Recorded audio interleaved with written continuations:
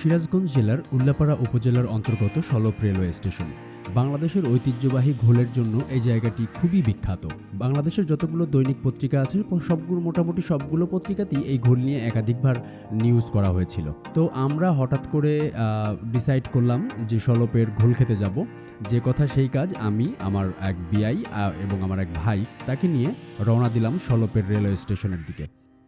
তো আমার বাড়ি যেহেতু গ্রামের মধ্যে, একদম গ্রামের মেঠোপথ ধরে ফসলি মাঠের বুক চিরে যে রাস্তাটা বের হয়ে গেছে ঠিক সেই রাস্তা দিয়ে আমাকে যেতে হচ্ছিল।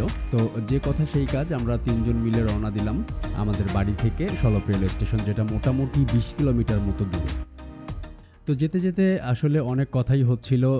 আমরা যেহেতু তিনটা ইয়াং ছেলে ছিলাম এবং বিভিন্ন টাইপের কথা হচ্ছিল, যার কারণে আমি সেই কথাগুলোকে মিউট করে দিয়ে আমি ভয়েস ওভার দিলাম আপনাদের সুবিধার্থে। এই যে জায়গাটা দেখতেছেন, এই জায়গাটা আমার অনেক প্রিয় একটা জায়গা, যেটা আমি সময় পেলেই মাঝে মাঝে এই জায়গাটাতে ঘুরতে আসি। বিকজ ফসলি মাঠের মধ্যে দিয়ে যে রাস্তাটা গিয়েছে তার দুই পাশে দেখেন অনেক সুন্দর গাছপালা, একদম মনোমুগ্ধকর একটা প্রাকৃতিক সৌন্দর্য।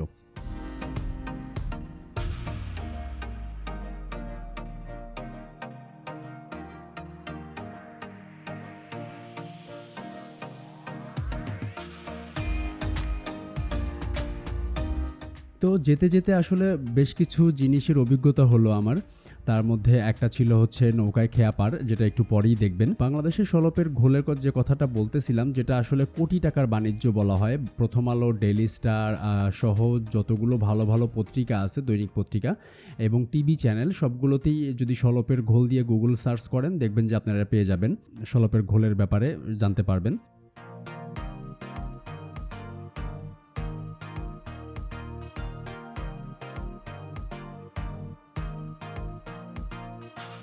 তো এই যে নদীটা, এটা বড়হারের একটা বিখ্যাত নদী, এটাকে বলা হয় কালীগঞ্জ। তো আমরা আসলে এখন এখানে খেয়া পার হতে হবে।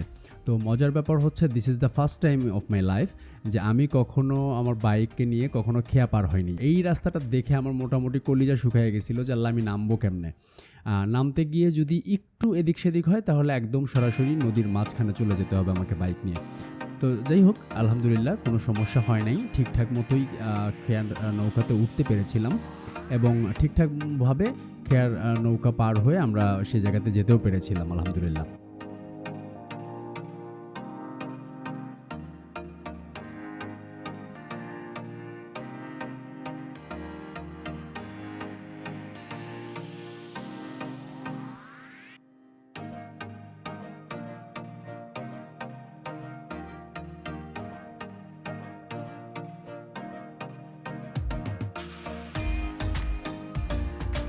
তো যখন এই জায়গাটাতে আসলাম, নদীর নৌকার উপরে যখন উঠলাম, তখন মনে হলো যে আর একটু যদি থ্রোটল দিই তাহলেই কাজ শেষ। যাই হোক, তো নদী পার হওয়ার পরে যথারীতি আমরা পার হয়ে গেলাম। নদীর ওপারে যখন উঠলাম, তখন যে জিনিসটা দেখলাম তা দেখে মোটামুটি আমার চোখ মুখ চরক গাছ হয়ে গিয়েছিল। তার কারণ এই জায়গাটাতে যে রাস্তাটা পুরাটাই বালি, যেহেতু একটা চর নদীর ওপারে, এবং যে রাস্তাটা এই অনেকখানি রাস্তা ছিল একদম কাঁচা, পুরা রাস্তাটা বালির। আমি বাইক একদিক দিয়ে চালাচ্ছিলাম, বাইক অন্যদিকে চলে যাচ্ছিল, আমি একদিকে নিচ্ছিলাম, বাইক অন্যদিকে চলে যাচ্ছিল। তার উপরে একটা বাইকে আমরা তিনজন ছিলাম। মোটামুটি আমি একটু হ্যাংলা পাতলা ছিলাম, আর সাথে যে আমার বিআই ছিল এবং যে ফুফাতো ভাই ছিল, কাজিন ছিল, এরা দুজনই মোটামুটি ভালো স্বাস্থ্যের অধিকারী।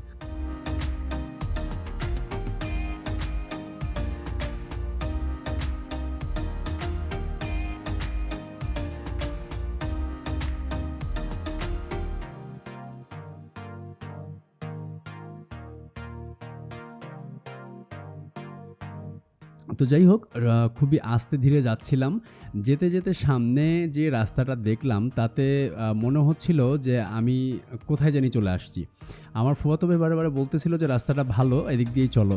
তাই আমি ওকে বললাম যে এইটা যদি ভালো রাস্তা হয় তাহলে খারাপ রাস্তা কোনটা, কারণ এখানে যে পরিমাণ বালি, আমি কোনোভাবেই বাইক কন্ট্রোল করতে পারতেছিলাম না। জাস্ট 1 নাম্বার গিয়ারে দিয়ে দুই দিকে ছড়ায়া দিয়ে আমি খুব ধীরে ধীরে যাচ্ছিলাম, এবং আমি বাইক হয়তো ডানে যাব, বাইক চলে যাচ্ছে বাম দিকে, যাব বামে, বাইক চলে যাচ্ছে ডান দিকে। খুব ব্যালেন্সই করতে পারতেছিলাম না।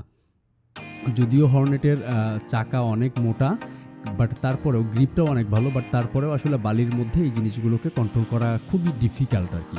তো যাই হোক, সর্বোপরি এই কাঁচা রাস্তা পার হয়ে পাকা রাস্তার দেখা পেলাম, তখন একটু ভালো লাগলো।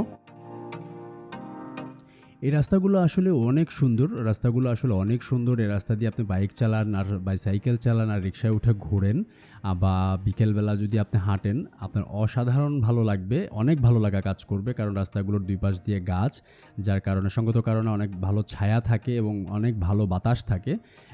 সো এই জায়গাগুলোতে যদি কখনো কেউ যান গ্রামের বাড়িতে, তাহলে এই রাস্তার পাশ দিয়ে হাঁটলেও দেখবেন যে আপনার অনেক ভালো লাগতেছে। রাস্তাগুলো অনেক সুন্দর।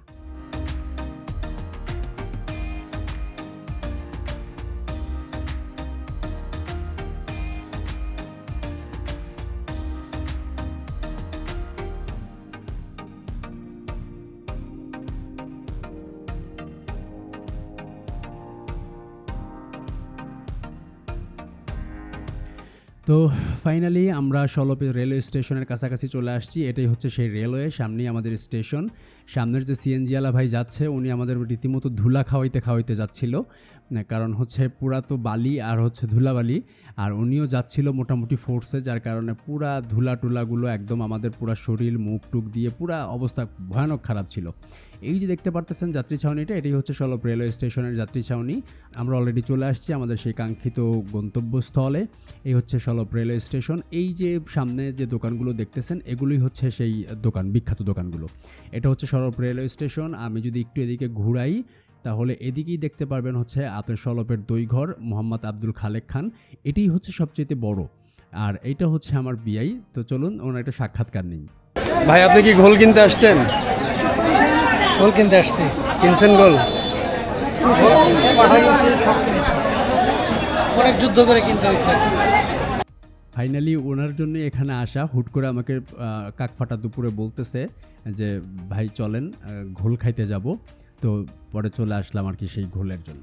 আশা করি আপনাদের ভালো লেগেছে ভিডিওটি। যদি ভালো লেগে থাকে তাহলে অবশ্যই লাইক এবং শেয়ার করবেন। যদি কোনো কিছু জানার থাকে কমেন্ট বক্সে কমেন্ট করবেন, আমি চেষ্টা করব উত্তর দেওয়ার জন্য। ধন্যবাদ, ভালো থাকবেন সবাই, সুস্থ থাকবেন, আল্লাহ হাফেজ।